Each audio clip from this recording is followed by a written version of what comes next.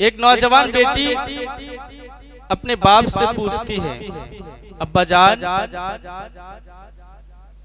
मैं बदन के कितना हिस्सा छुपाऊं?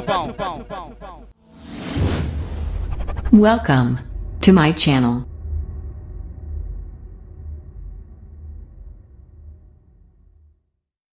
कि तुम उन औरतों से निकाह करो जो तुम्हारी दिल को भाए, जो तुम्हारी पसंद हो, तुम उन औरतों से निकाह करो। तो आज हमारे मुआशरा, हमारे समाज कितना बदतर हो गया है कि हमारा पसंद आज चिकनाहट पर जाता है। आज हमारी सोच इतना खराब हो गया है कि हमारी सोच एक बच्चे की तरह हो गया है। पुख्ता अक्ल वालों की तरफ नहीं, होशियार की तरफ नहीं, बल्कि एक बच्चे की तरह हमारी सोच हो गया है। मिसाल के तौर पर आप किसी बच्चे को दुकान पर ले जाइए तो वो दुकान के जाने के बाद जब आप बच्चे को पूछेंगे बेटा तुम्हें क्या चाहिए, तो बेटा जब कोई चिकनी चीज यानी चमकीली चीज उसको दिखेगा तो वही चीज मांगेगा, अब्बा वो चाहिए।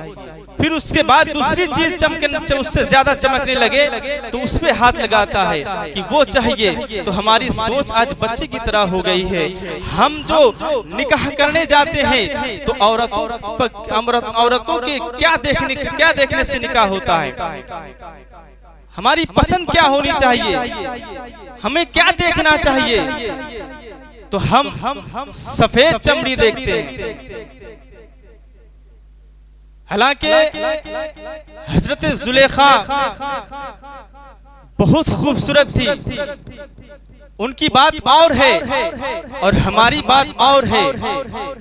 आज हम ये देखते हैं कि औरत पैंट शर्ट पहनती है या नहीं। हम आज ये देखते हैं कि हमारी बीवी जिससे हम शादी करने वाले हैं वो इंग्लिश बोल सकती है या नहीं। हम जिससे निकाह करने वाले हैं हम ये देखते हैं कि वो बाल काट कर रखने वाली है या नहीं। हम ये देखते हैं। हालांकि हमें क्या देखना चाहिए मोहतरम सामईन, हमें आज ये देखना चाहिए सूरत नहीं बल्कि सीरत देखना चाहिए कि लड़की की सीरत क्या है। तुमने पूछा कि तुमने क्या दीन इस्लाम की कोई बात तुम्हें है या नहीं? तुमने कुरान पढ़ना जाना है या नहीं? तुमने माँ बाप के हुकूक को निभाया या नहीं? हमने ये नहीं देखा। हमने क्या देखा? हमने देखा कि इंग्लिश बोलने आता है या नहीं। हमने देखा पैंट शर्ट पहनना आता है या नहीं। हम ये देखते हैं।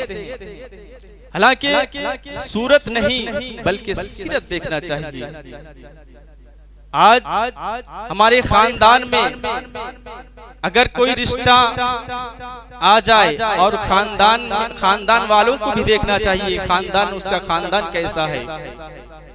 तो अगर हमारे खानदान में किसी को सफेद दाग की बीमारी हो तो उस खानदान में हम रिश्ता नहीं जोड़ते, उस खानदान से हम नाता नहीं जोड़ते, बल्कि वो रिश्ता खत्म करके हम चले जाते हैं किसी और के पास जहां बीमारी ना हो।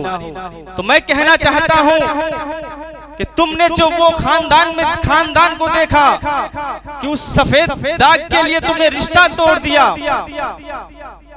तो बीमारी किसी के सोहबत से नहीं आता बल्कि बीमारी किस्मत से आती है।